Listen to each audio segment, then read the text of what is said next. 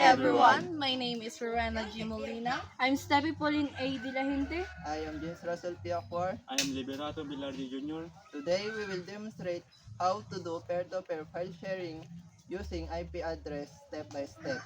And the proper use of networking tools like LAN cable and router. Ano nga ba ang LAN cable? Ang LAN cable ay ginagamit para makapag-connect sa computer or sa laptop, diretso sa internet or sa router. Mas stable siya kumpara sa Wi-Fi dahil wired connection siya. Ano naman ang router? Ang router naman ang devices na nagdi-distribute sa mga internet ng mga devices tulad ng laptop and cellphones na parang central ng network connection.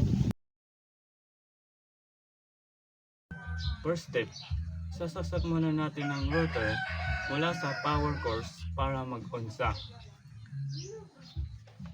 Ang LAN cable naman, sasaksak natin sa laptop mula sa router para magkaroon ng direct connection. Halimbawa, sasaksak ko na. Tapos itong LAN cable.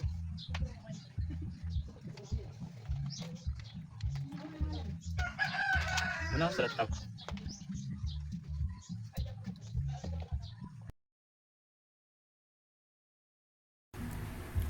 Pagkatapos ma-set up ang hardware, ako naman ang magsa-set up ng network configuration.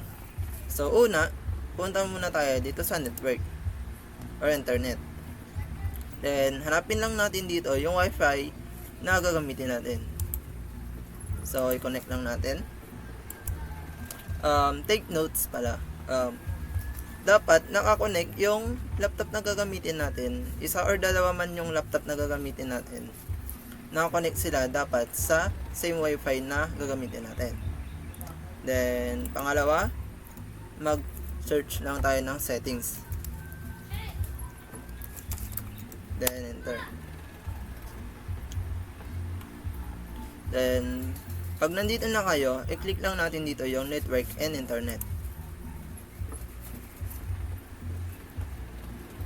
Then, punta tayo dito sa properties. Then, iset natin siya ng private. So, nakaset na siya ng private. I-click lang natin dito pag hindi pa siya nakaset ng private. Then, pangalawa naman, punta tayo dito sa control panel.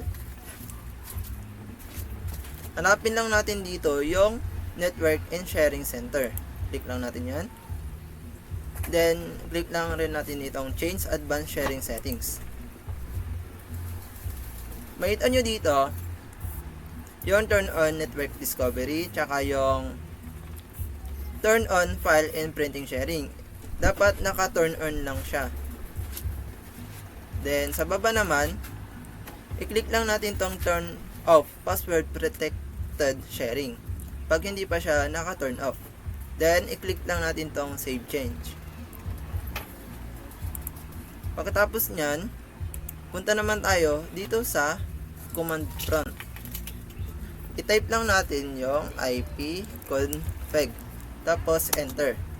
Then, may lalabas na maraming IP address o yung mga importance na ng Wi-Fi. Ang hanapin lang natin dito yung IPv4 address. So ito yung IP address ng ginagamit ko na unang laptop. So wag niyo kakalimutan tong IP address ng unang laptop kasi igagamitin natin yan sa pangalawang laptop. Then punta tayo dito sa File Explorer. Magki-create tayo ng file. Then, right click, new, and folder.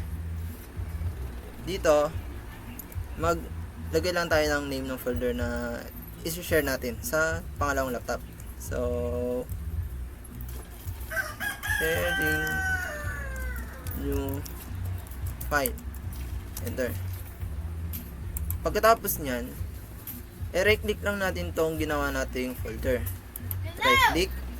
Tapos, open properties. Then, makita nyo dito yung sharing. click lang natin tong sharing. Tapos, dito sa baba, may share. Then, dahil meron to, i-delete ko lang to saglit. Dito, punta tayo dito sa may arrow below or drop down. Click lang natin tong everyone. Then, add. Then, click lang natin tong read and write. Then, share natin siya. Then, done. Then, punta ulit tayo doon sa file na ginawa natin. Right-click ulit natin siya. Properties. Sharing. Tapos, dito naman tayo sa advanced sharing. Dito, pipindutin lang natin tong share this folder. Then, permission. Set lang natin siya ng full control. Apply natin siya. Then, okay. Okay.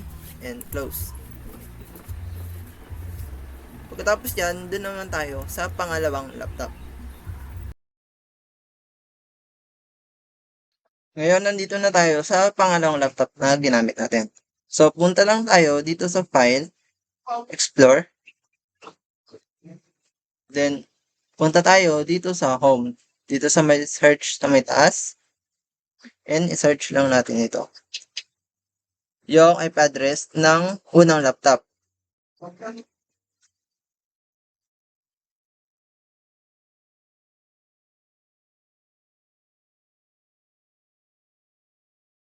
Then, enter. Then, makita lang natin dito yung share na ginawa natin doon sa unang laptop. So, ito yung, ginawa natin na file. Sharing new file. So, pag inopen natin yan yung file natin. So, wala akong nilagay doon sa unang video sa file folder na ginawa ko. Kaya, access lang natin yung folder. So, sa pangatlong laptop naman, pwede tayo mag-share gamit itong pangalawang laptop na ginamit natin. So, same pa rin yung process ng paggawa natin.